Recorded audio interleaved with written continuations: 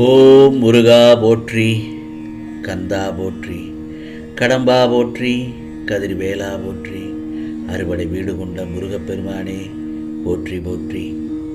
என் செல்ல பிள்ளையே, நாளை இரட்டிப்பு நல்ல செய்தி நிச்சயமாக உன்னை தேடி வரும்.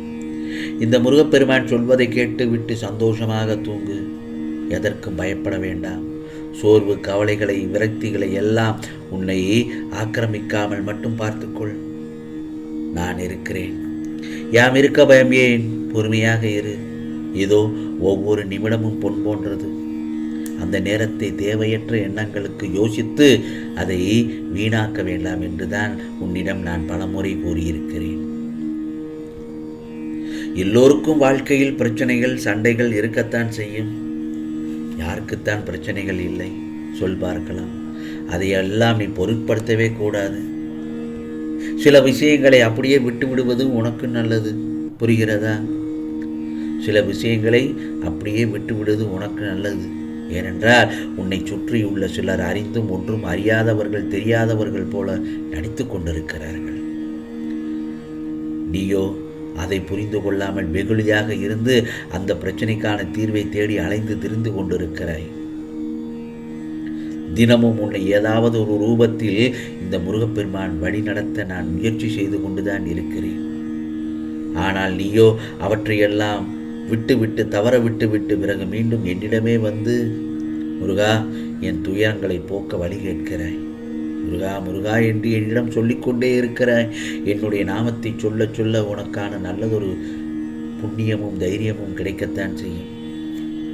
முதலில் நான் சொல்வது என்ன தெரியுமா? உன்னுடைய துயரங்களை நினைத்து கவலைப்படாமல் இரு. நடந்தது நடந்து முடிந்தது. அதை பற்றியே நினைத்து கொண்டிருந்தால் ஏன் உன் மனம்தான் ரணமாகி போய்விடும். முதலில் உன்னை சுற்றி என்ன நடக்கிறது என்று உன்னால் உணர முடியும். அப்படி இருக்கும் பட்சத்தில் தான் கவலைகளையே நினைத்து கொண்டிருந்தால், நடந்ததையே நினைத்து கொண்டிருந்தால் உன்னை சுற்றி என்ன நடக்கிறது என்பதை உன்னால் உணர முடியாது. தெளிவான முடிவும் எடுக்க முடியாது. உன்னை சொல்லி குற்றமில்லை என் செல்லமே. இவையெல்லாம் காலத்தின் கட்டாயம். நீ இவற்றையெல்லாம் அனுபவித்து ஆக வேண்டும் என்பது உன் தலையெழுத்து. அதிலிருந்து மீட்கத்தான் இந்த முருகப்பெருமான் போராடி கொண்டிருக்கிறேன். நீ அனுபவிக்கும் உன் கர்மா வினைகளையும் சில நேரங்களில் உனக்காக நான் அதை அனுபவித்துக் கொண்டிருக்கிறேன். நீ இப்போது அனுபவித்துக் கொண்டிருப்பது ஒரு சின்ன பகுதி தான். ஆகவே வாழ்க்கையில் நீ சந்திக்கும் தோல்விகளை வைத்து வாழ்க்கையில் முழுவதுமாக தோல்வியுற்றதாக நீயே முடிவு எடுத்துவிடக்கூடாது. ஏனென்றால் எதுவுமே நிலையானது கிடையாது தானே. இன்று இருப்பது நாளைக்கு இருக்காது. இன்று இருக்கும் துன்பம் நாளை உடனே அது துன்பமாக மாறிவிடும். துன்பம் இன்பமாக மாறிவிடும். எதுவும் கடந்து போகும் என்ற நிலையில் தானே இருக்கிறது. ஆகவே விரக்தியை முதலில் தூக்கி எறி. அதுதான் உனக்கு முதல் எதிரி. என் நேரமும் உன்னை பாதுகாத்து கொண்டுதான் இருக்கிறேன். என் மீது நம்பிக்கை வைத்து செயல்பட வேண்டும். ஆகவே எப்பொழுதுமே இல்லாத விஷயங்களுக்காக என் செல்ல பிள்ளை நீ வருத்தப்பட்டு கொண்டே இருக்கிறாய். அந்த வருத்தப்படுவதை விட்டுவிட்டு இருக்கும் விஷயங்களுக்காக நன்றி சொல்லி பழகு.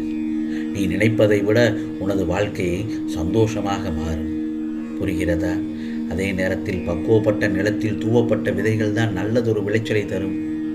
அதுபோலத்தான் பக்குவப்பட்ட உன் மனதை கொண்டவர் வாழ்வில் நல்லதொரு வெளிச்சமும் வரும். அடுத்தது என்ன தெரியுமா? நிதானம். நிதானம் என்னும் ஆயுதத்தை பயன்படுத்துபவர்களின் வாழ்க்கையில் எதையும் சாதிப்பார்கள்.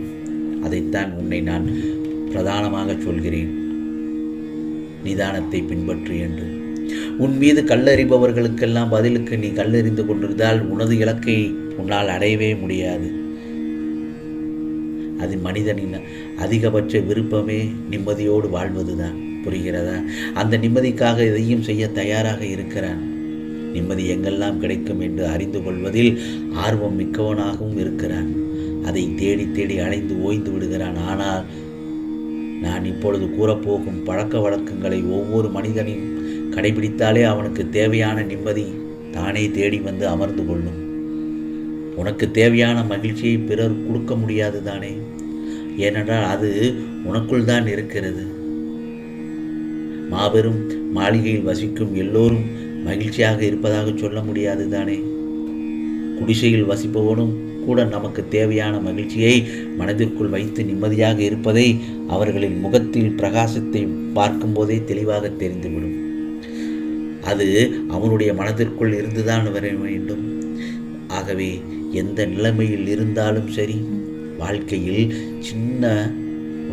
என்ன கிடைத்தாலும் சரி அல்லது கிடைக்காமல் போனாலும் சரி, சந்தோஷமாக இருப்பேன் என்று தீர்மானம் செய்து கொள்ளும் நபர்தான் எப்பொழுதும் நிம்மதியாக இருக்க முடியும். நான் மகிழ்ச்சியாக வாழ இதெல்லாம் வேண்டும் என்று பெரிய பட்டியல் போடும் மனிதரால் நிம்மதியையோ சந்தோஷத்தையோ நிச்சயமாக பெற முடியாது. அதுதான் இந்த மனித வாழ்க்கையில் செய்யும் மிகப்பெரிய தவறு. நிகழ்காலத்தில் வாழாமல் நடந்ததையும் இனிமேல் நடக்கப் போவதையும் நினைத்து நினைத்து இருப்பதுதான். எப்பொழுதும் கடந்த காலத்தையே பற்றிய ஏக்கத்தையும் எதிர்காலத்தை பற்றிய கவலைகளும் சுமந்து கொண்டே இருக்க வேண்டாம் என் செல்லமே. அப்படி இருப்பவர்களால் நிகழ்கால சந்தோஷத்தை நிச்சயமாக அனுபவிக்கவே முடியாது. ஒன்று மட்டும் நல்லா தெரிஞ்சுக்கோ, இந்த நிமிடம் நீ நினைத்தால் உனக்கான சந்தோஷமான நிம்மதியான நிமிடங்களாக இந்த நிமிடத்தை உன்னால் மாற்றிக்கொள்ள முடியும் தானே. அதை விடுத்துவிட்டு ஏக்கங்களையும் கவலைகளையும் சுமந்து கொண்டிருந்தால் நிம்மதிக்கு இடமே இல்லாமல் போய்விடும். ஆகவே இந்த நிமிடம் மிகவும் இனிமையானது, இதில் மிகவும் சந்தோஷமாக இருக்கிறேன் என்று சொல்பவன்தான் வாழ்க்கையில் நிம்மதியை அடைகிறான். ஆகவே அதிர்ஷ்டம் என்பது யார் வருவார்கள் என இனி காக்க என இருக்கும் பட்சத்தில் ஆறுதலாக நான் இருக்கிறேன் என வந்து எட்டி போக்கும் ஒவ்வொரு வார்த்தைகளும் அதிர்ஷ்டம்தான். ஒருவரது வெற்றிக்கு பின்னால் இருக்கும் விடாமுயற்சி, திறமைகள், துன்பங்கள், அவமானங்கள் அனைத்துமே அதிர்ஷ்டம் என்ற ஒரு சொல்லால் மறைக்கப்பட்டு விடுகிறது. ஆனால் உண்மையான அன்பு அதிர்ஷ்டம் உள்ளவர்களுக்கு மட்டுமே கிடைக்கும். எப்போதும் ஜெயிக்கும் உன் தன்னம்பிக்கையே உனக்கு அதிர்ஷ்டம்தானே.